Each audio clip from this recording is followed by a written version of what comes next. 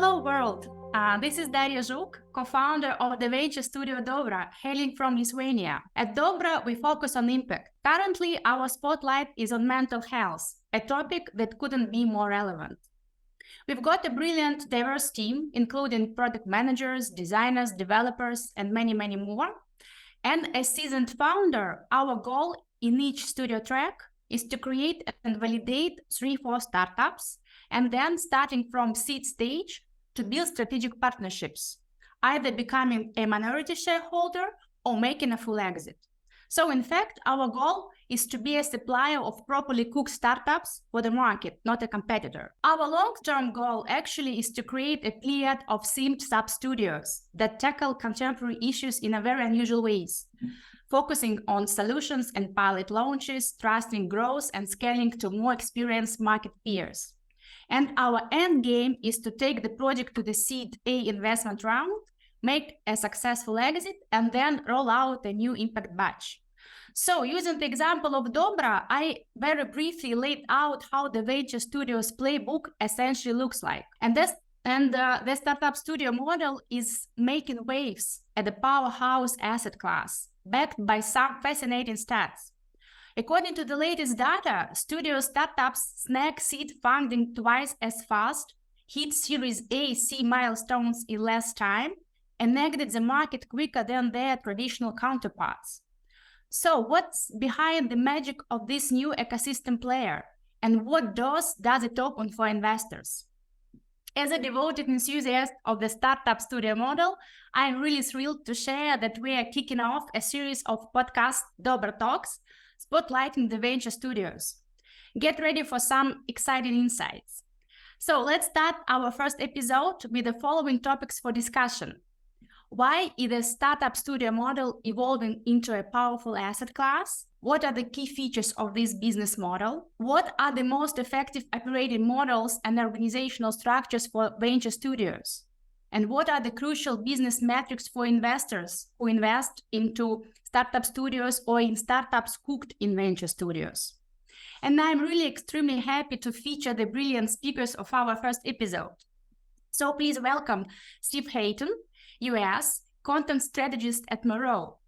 Morrow's global startup studio network, aka GSSN, is an extensive community of independent venture and startup studios, venture and company builders worldwide.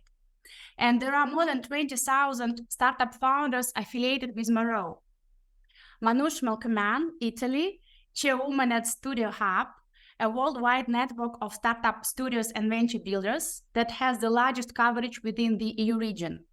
Dmitry Samoilovskih, Estonia, founder at Uniborn, a tech platform facilitating the funding of startups by connecting entrepreneurs, business angels, and VCs with startups that spin out from the studios. And Constance Quelch-Feusner, Switzerland, PhD candidate at Zurich Institute of Technology, who is engaged in recent international research on new incubation models and entrepreneurial strategies. So my first question is for Steve. Steve, frankly, Morrow's last year report on venture studio landscape is a really like a desk book for many studios in their communication with the market. So many thanks for the valuable insights and reliable stats. And I have a very, very general but very important question for you. What is the difference between venture and startup studios, between venture company builders, between venture studios and incubators, accelerators, venture studios and VCs? So please guide us through all the differences between these models and what the core of venture studios is about. Well, thank you, Darya. Thank you for inviting me here. What a big question that is. I feel like I could take up the entire hour just talking purely about that, but I won't. I'll try and be a little bit more concise. The way that I would describe it, I mean, there's two things to say. The first one is that, very simply, a studio is a collection of experts that are building companies. Much different to say an accelerator, which is just focusing on one specific part of that founder's journey. The studio is building the company potentially completely from scratch. And that makes it an incredibly exciting opportunity, which is part of the reason why they're kind of blowing up this minute in terms of their popularity. But the second thing to kind of say is that there is still kind of disagreement within the studio world about what studio should even be named. We started with Startup Studio. We're now kind of a venture studio. There's a lot of confusion about the best way to kind of promote and talk about what studios are. Great example of this being one of the kind of titans of the studio fundraising world, a lady named Sarah Anderson, who runs Vault Fund, a fund that is funding studios. She says that when she goes into VCs and she talks about the studio model, as soon as she mentions studio, the VC responds saying, no, we don't interact with accelerators. We don't work with accelerators. We don't work with incubators. And she has to say, no, that's not who we are. That's not what we do. We're a studio. It's completely different. And so what she's learned is that actually going into these conversations, if she says we're a company creation fund, the VC immediately gets it. They immediately understand what you're talking about. Their eyes light up and they want to hear more. So it's incredibly interesting that we're still at this point of, should we even use the term venture studio? Of course, if you use the term company creation fund, EIR's founders don't really understand what that means. It doesn't really mean anything to them. So we need to use the term startup studio or venture studio in that realm. So we're still at this point of trying to decide what on earth is this thing that we're doing and what should we call it? True. Thanks. Manoj, Studio Hub hosts a great number of webinars to share knowledge, tell success stories of the community members, creates landscape maps. So you communicate a lot with the studio community and know all about the business model from the inside. So please share what are the most effective operating and financial models of a venture studio for fundraising purposes? What trends can it highlight? Thank you, Darya, for the question. And hi, everyone. And thank you for the opportunity of being here. Well, if you're asking about the operating models, first off, let me clarify here. Usually when people from the startup studio world speak about structures, it is essential to understand that we refer to the fund versus the studio operational setup. So the investment structure, let's say, is defined by us when we speak about the, structuring the studio. From my side, I have to add that structuring the studio, main operations from the perspective of venture building is another critical tranche to consider. So we need to understand the global structure of the studio under which the two structures of the fund, as my colleague Steve mentioned, will go. In the article, Understanding Startup Studio Structures, published by John Carberry, if I'm not mistaken, back in March 2020, we have classified, he has classified, so we have classical startup studio structures explained very well, which I like his explanation. So the author offers like single fund model, foundry, dual entity model, a single studio model, and a single studio model plus syndicate. Of course, these are more academic ways to describe, but when studios ask me which structure, which model we should follow, my answer is always it really depends. It depends what are your targets, where are you based, which are the implications, the legal, the network that you have. So it really depends on everything. So the needs, the goals, the capacity, resources. Here in Europe, I think also I heard also from some of the American studios that there is top one favorite, which is dual entity model, which is getting more highlighted, which is more easy to structure, easy to deal with both legally, but also there is clear understanding of how to organize, fundraising from the perspective of the investors and both from the perspective of ventures. I hope I answered your question, but as Steve mentioned, I can talk about this for hours, and there are sessions that we can lead about fundraising, how to do the fundraising, but because also everything is changing.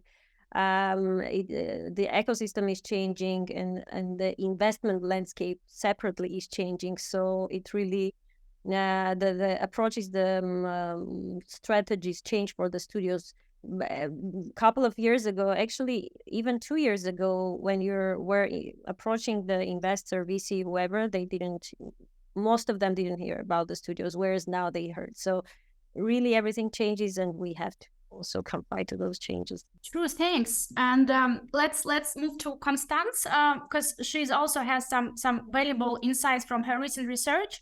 So actually, we met with Constance a few months ago, and when she interviewed me, and really we had quite an open and fascinating discussion. And judged by the questions, Constance, you really dove pretty deep into the studio model.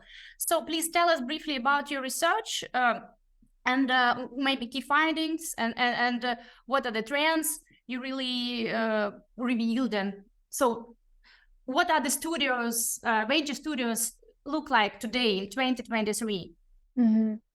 Yeah, so I actually started my PhD 3 years ago now at ETH Zurich, which is a technology university. But we're trying to be more business driven. So we're trying to commercialize the products that our techies build.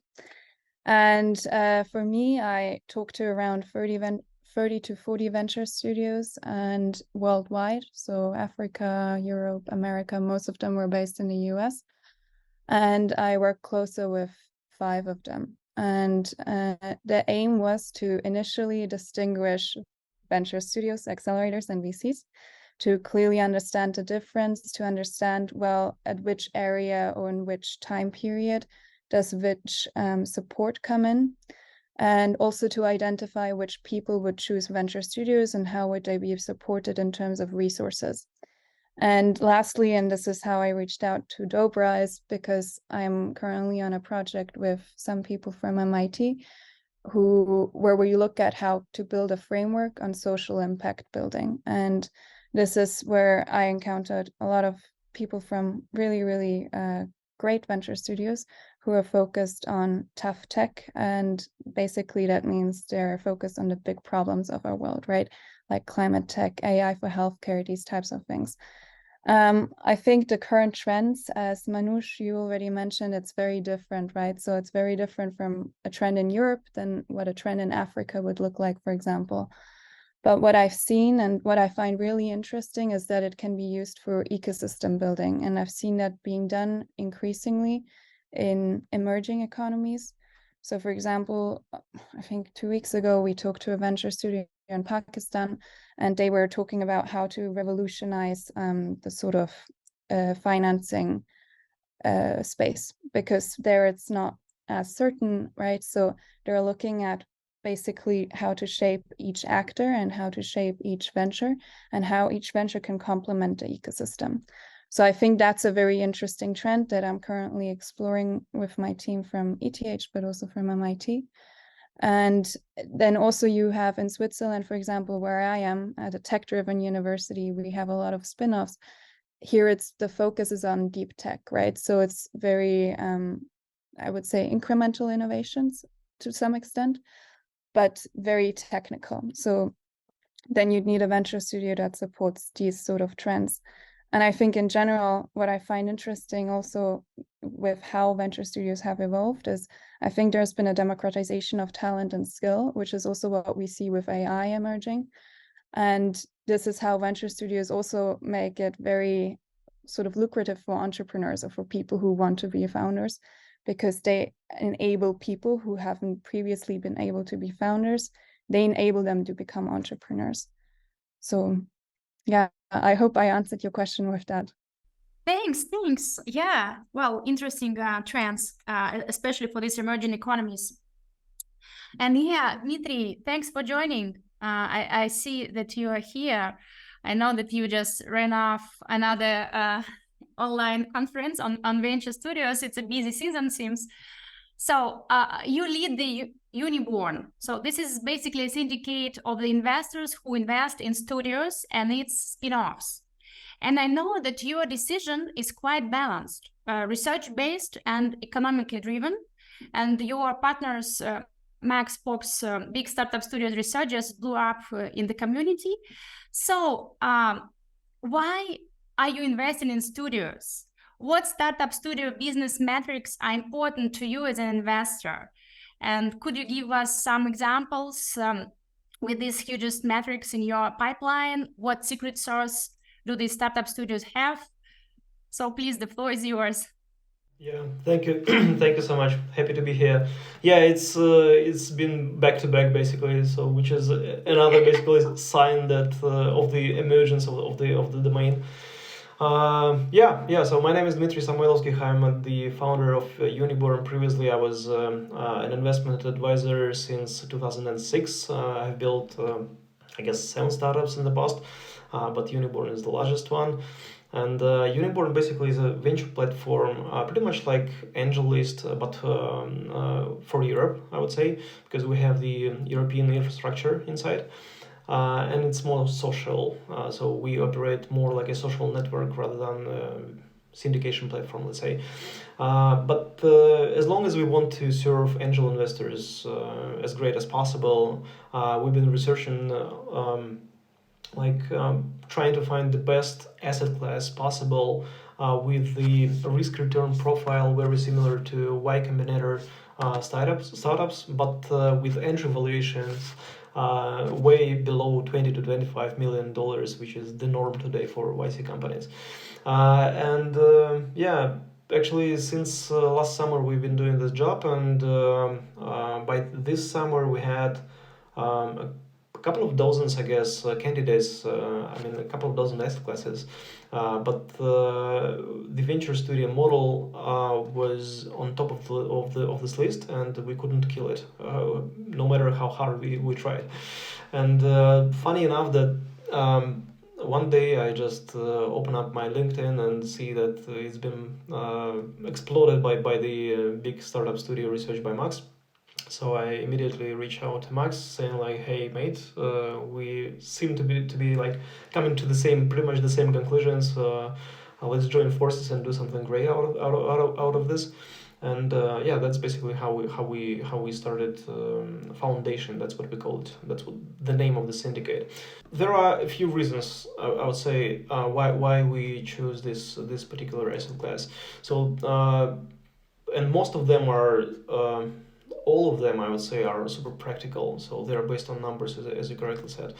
So the first reason is that startup studios have much more success rate, I would say, much higher success rate and much more chances to reach Series A, Series B, Series C, etc.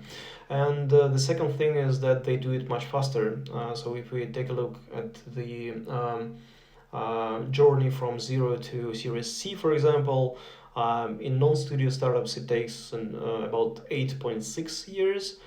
With studio startups, it happens within 4.5 years, so almost twice quicker, which makes a lot of sense to angel investors.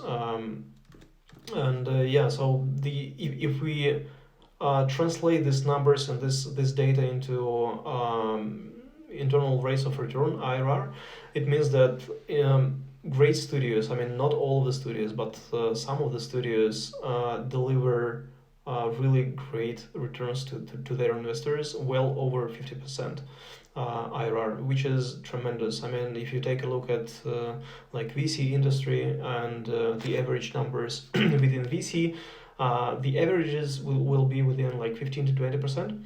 The top 5% of VC funds would deliver like over 30%, but the consistency is key here. So the returns vary so much from one fund vintage to another, which is not the case when we talk about like venture studios, because once they crack the system, once they get to the point when they do this on scale and can create the next startup, normally they have more knowledge and that they do it with more chances of success, which is super critical.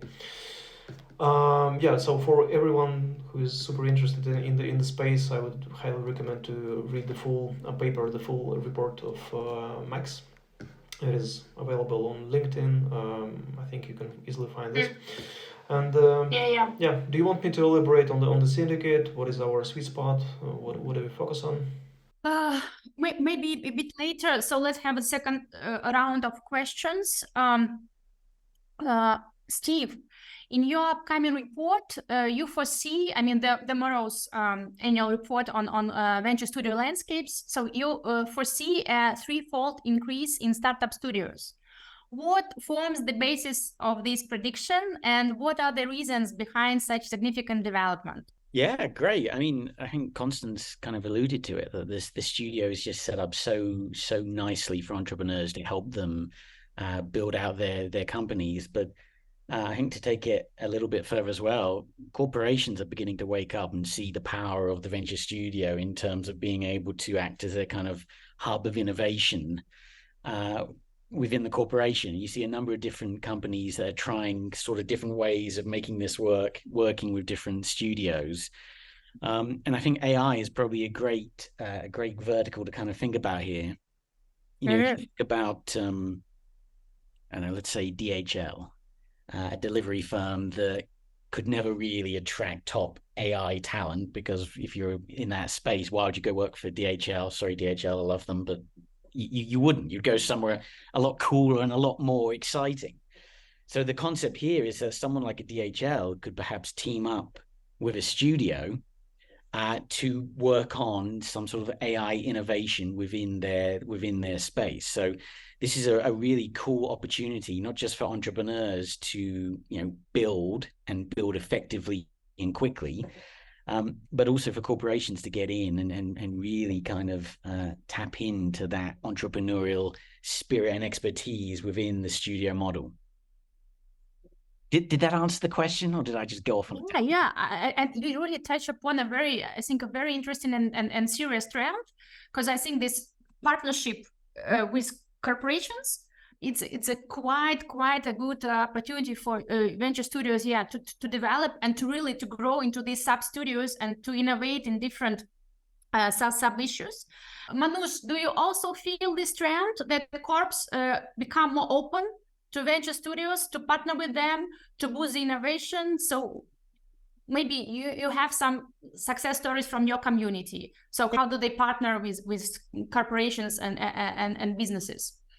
Thank you for the question. Before answering that, I must say that actually we experts, I am saying we because I know that I could feel it, that the time will come for corporations, because they are the real investors, because they have the real money and they have the real need. So the need is there. You don't have to create, and they are going to, corporate venture building will take place one day, and it took place even earlier than what we were expecting. So the openness came with the need. They saw that there is a need, the urgency for disruption, for diversifying the businesses, for having the alternative investing and so on and so forth. And moreover, having alternative ways of dealing with the business, as Phil nicely mentioned.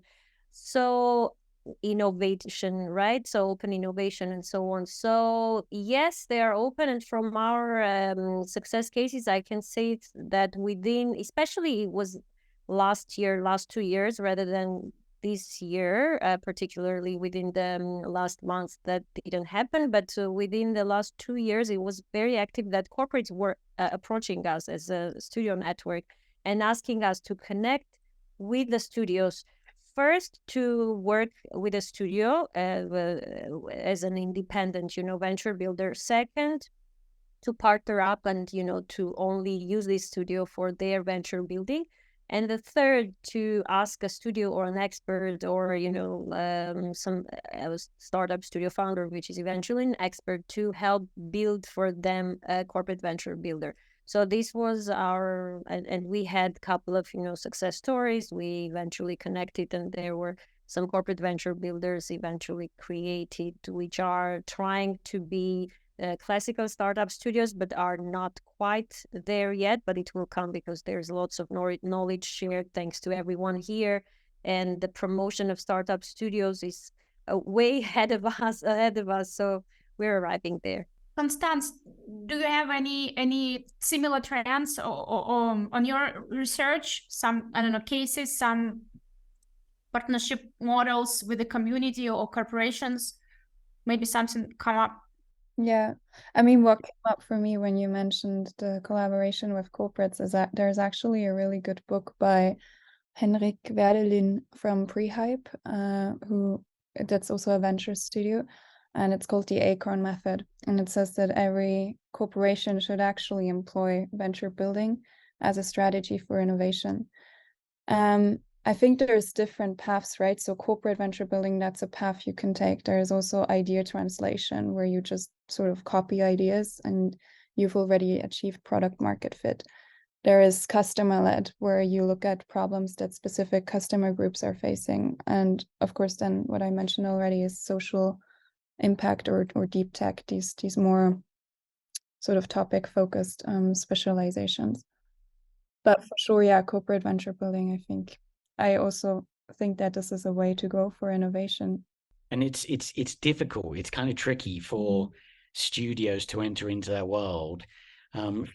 Well, for a couple of reasons. One, you see quite often a studio was trying to maintain its independence, goes to work for a corporation. The corporation says, great, yeah, we'd love to work with you. We want to put some staff into the studio. No, you can't do that. You immediately, we're not going to be independent anymore. So being able to maintain that independence is absolutely crucial. And so it's key for like young studios to be able to go in from a point of view of showing expertise, but also towing the line of, no, we're going to be independent when we do this. We're not about to become an arm of the corporation, because we've seen studios that have completely fallen apart. We've seen divorces that have happened with corporations when they've just said this doesn't work anymore. It's not appealing. A number of studios in Europe, in fact, that have kind of tried the corporate route and have given up on it, saying, no, forget this isn't worth the hassle. To now kind of come full circle, where you've got large corporations in Asia that are reaching out to like European studios and saying, can you build companies for us? And so now you've got the battle scars of doing it one time and saying, should we try it again? So it's an incredibly interesting time in that world. And I just wanted to briefly pick up on what Constance was saying about idea translation. Super interesting seeing studios in Africa appearing and doing this exact thing. They're picking up on, ideas that have already been applied in, say, America or Europe, and they're kind of like bringing that and introducing it to Africa. And the most startling thing I've seen is that, you talk to a number of these African studios and they say, money isn't a problem. We don't have a problem getting access to money. As soon as we find, VCs that they already know this idea exists in one part of the world, they're keen to just get in and invest in an emerging market. So yeah, really fascinating. And also one trend that we noticed, and I think it's already was in your last report, that many studios have multiple jurisdictions. What is the reason behind this? Because this idea translation, or why? Because of the money that Americans invest into the American entities? I mean, what is the logic behind this? What do you think? One of the interesting things that I feel like we're kind of seeing is that collaboration is starting to appear between studios in different geographic locations. And I feel like the studio model is still so young that actually you can spark up these really interesting collaborations across, say, the Atlantic, where one studio can focus on perhaps the American arm and another one can focus on the European arm. So I feel like we're still in that season of high collaboration. It's one of the things that's been kind of startling to me is just to see the openness and the willingness to share, where I feel like perhaps in other industries there's a little bit more, no, this is mine, go away, you can't see what I'm doing. And so that's fascinating. And I think it connects to that notion of being able to be super impact focused. And I think Constance mentioned this as well, like that nature of access to information is so much more widespread now that it's almost, it makes accelerators perhaps a little less relevant, because I can get a load of this information online and perhaps go it myself. And that's, for me, what's making studio so appealing, is that I can just get someone to really help me with this seriously difficult bits and pieces, like fundraising, where I perhaps couldn't get that by just doing a quick Google.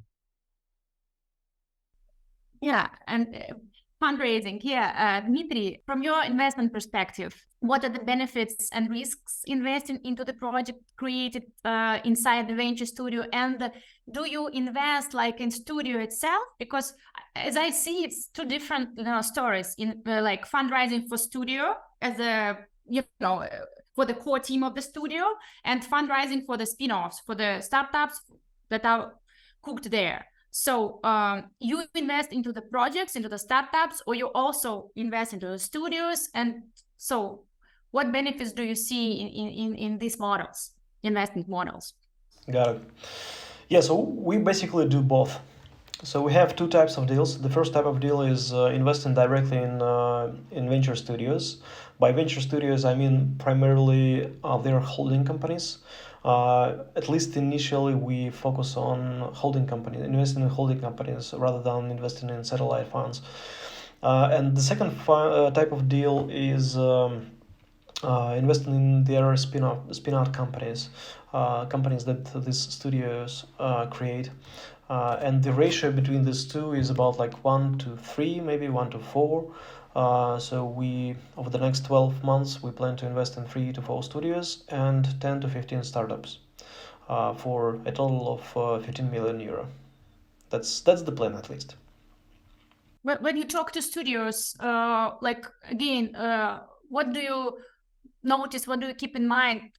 What they should show to you, like which track record, if they say, like we're just a holdco, we have spin-offs. I mean, at what stage you're gonna ready to invest into the studios? In the beginning, in the ideation, or like, yeah. Yeah, for the beginning, we consider studios that have been around for some time, probably 3 to 10 years. Studios that have built 10 or more companies, and these companies should generate an aggregate of 10 million euros plus in annual recurring revenue. And we also look for some secret sauce, some specific things that make this studio different from all the others. We like narrow niches. For example, one of the basically the first deal that we just published in the syndicate is a French studio, and they specifically built B2B SaaS for factories. So they visited 800 factories, and they do like 2-3 more visits every week. And they come to these factories, they pull out all their pain points, and they specifically build solutions for knowing in advance that these pain points exist. So basically they have some customers even before they start building. And also they created the flywheel for attracting founders. They have 8,000 applications from founders every year. So these kind of things, that's what I call actually secret sauce. We try to keep away of studios with weird models, like I don't know, like half agencies, half accelerators, etc., etc. We also do not like complex structures, at least in the beginning, because we do not have capacity to work around them. And we don't like greedy shops, like those that spoil the cap table. I mean, studios that take over like 30% of equity in the startups. I know a couple of studios, for example, Hexa, that started with taking 70% of equity in the very beginning, in the very early days. It was like 10 years ago, and they ended up taking like 30%.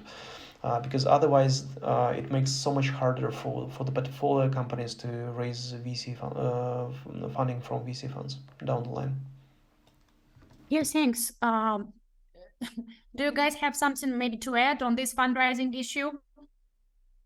Just to wrap up the question, I mean, fundraising for studio, for spin-offs, something that maybe you would like to share? Yeah, I love seeing companies like Uniborn and Dmitry appearing in the space now with an understanding of studios and how they work. I feel like for the longest time, studios were saying VCs don't understand me, they don't get me, they don't know what I'm doing. How do I convey my expertise? How do I convey what I'm doing? And I'm sitting here listening to Dmitry, and I'm like, this guy gets it. Like, he knows, like, he understands. Like, you've got people now that are coming into the space to be able to fund studios. And it's an incredibly exciting thing to see. And I feel like what we're also starting to see now is that some of the older studios are now, kind of getting to a point of having enough success that they're perhaps at their third fund. Coming to their fourth fund, they're now talking about sums of money where they could potentially be investing into other studios.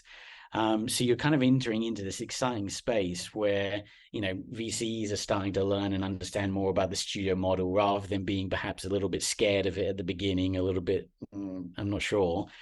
So it feels like a really exciting time. And that doesn't mean that it's easy to fundraise for a studio. It's certainly not, but it's definitely exciting times ahead, I feel. Yeah, I mean, here as I understand from Dmitry, that track record is very important. So I mean, if you're just newly established studio, so yeah, maybe your funds will be something from like non-coms, grants, some private investments from 3F, but yeah.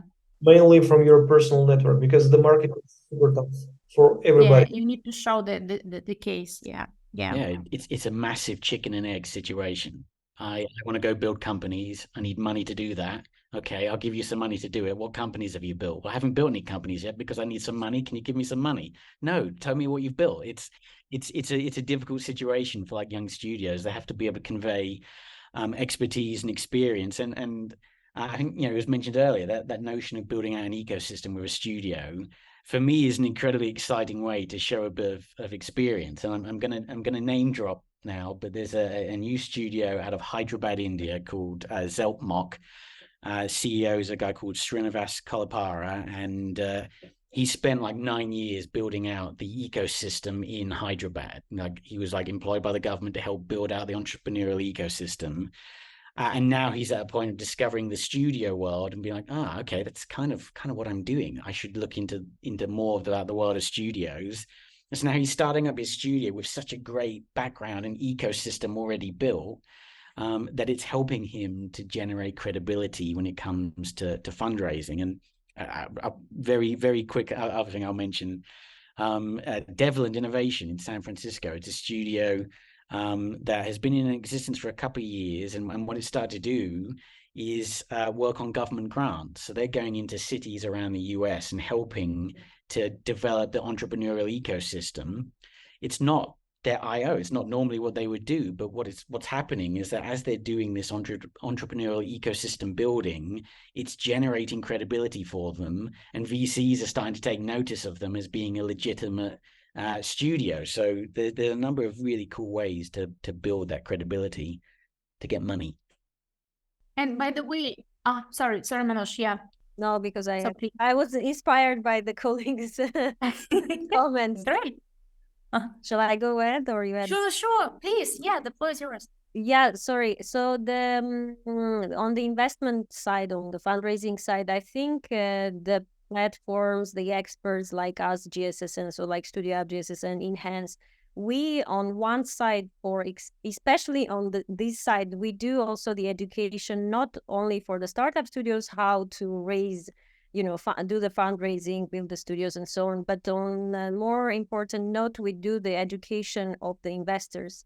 And so we basically bring them to the point where they are ready to invest, or they know why they should invest, and so on and so forth. Whereas the work for the startup studios is not only to understand how to go to do the fundraising, because at the end of the day, all of these founders of the startup studios have done the startup, so they know how to get the funding for the ventures. Now, they have to do, first of all, the bring money funds to their studios, but also to try to be innovative in finding new types of investors, new types of go after new money.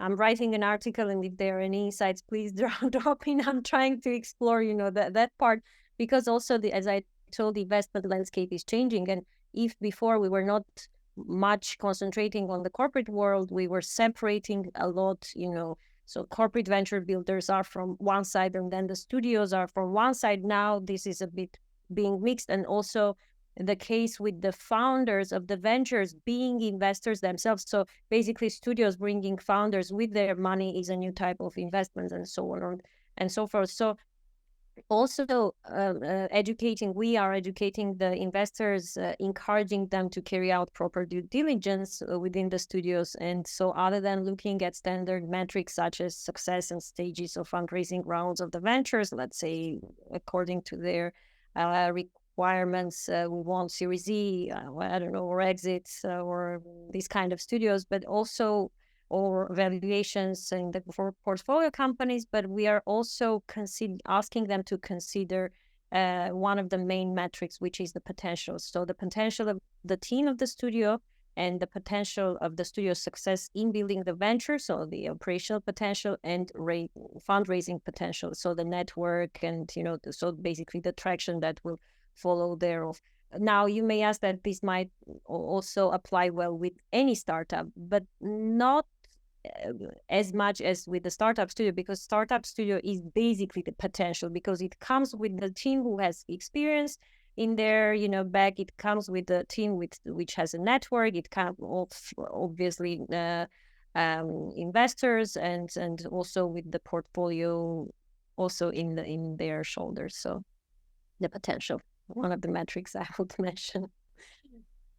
Oh, I like this insight. Thanks. I mean, I also think that, metrics sometimes kill the magic, And yeah, because studios, I think there is some secret ingredients that you really have, maybe this magic in collection of this expert that Steve were mentioning in the beginning. Everything, like, surely there is some playbook and some processes in place, but also there is some magic in, communicating, in interacting inside the studio and the market, and yeah, it should be somehow evaluated as well. Okay, guys, so let's wrap up. I mean, the time is running. I mean, I think we just started, we can talk more and more, but yeah, I know you all are busy. So maybe to wrap up, so in your opinion, each of you, maybe 2-3 ingredients of this magic secret sauce of startup studios. So why it's evolving now, why it's worth, being a really powerhouse asset now in the market. So please. I don't know if it's magic, but you said it in the beginning. So the short answer, why it's raising as an asset class, right? If that was your question, because Startup Studio is a platform which provides the highest returns within the shortest time with the lowest risk. This is my shortest answer. I can be I can go further, but I'll let the stage to the others, and we have time. I feel like Manoush just gave the perfect answer, so I don't know how I can top that. But what I will say is passion. Passion, to me, that's the magic. When you can bring a bit of passion to venture building, I think that sells. I think people can pick up on that.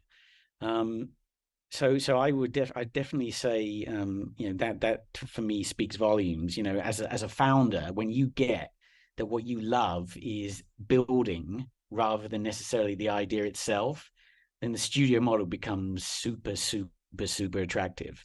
And that's what I think is part of driving the popularity. Morrow stole my answer as well. Yeah, so I would only add a couple of things. What I like about the studios is transparency. From the investor's perspective, you have to know the team of the studio, and you get some kind of assurance of all the startups that come out of the studios, because the second thing here is also the alignment of interests, because the studio founders will not proceed further if they feel that this is not something that they should work on, just because they're spending their own money. So you should be sure that every startup, you can be sure at least, that every startup that reaches C stage, this is something that you should definitely consider. And yeah, you can dive deeper, and you can be the insider of the startups from day zero. That's what I like. Yes, I'm gonna second what Manoush said, but also what you said, Dimitri, about alignment of interests. I think it goes both ways, right? Where you have the alignment of interest between startup studios and their investors, but also between startup studios and their founders. And if that's aligned, then it's a really good model, right? If the founder feels like they're still in charge and they're not being taken advantage of, then it's a great model. And I think it goes with equity stake, which is also what you mentioned, Dimitri, right? That if you're above a certain equity stake, I think no founder will have the feeling that they own that idea. And then the question is a little bit, well, how good is that startup going to be if you have someone who is essentially an executor? But yeah, so I'm going to just go with the de-risking and co-initiation of what makes the magic happen. Great. Thank you. I think we found these magic elements. Thanks. Thanks a lot for your collaborative spirit. Thanks for joining us today. And I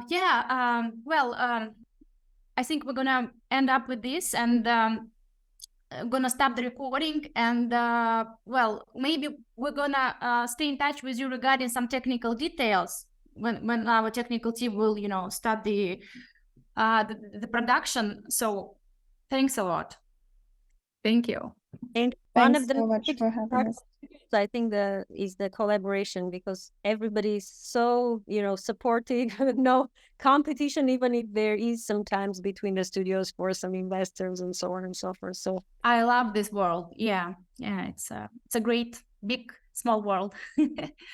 thank you for this organizing, putting this together. Thank you.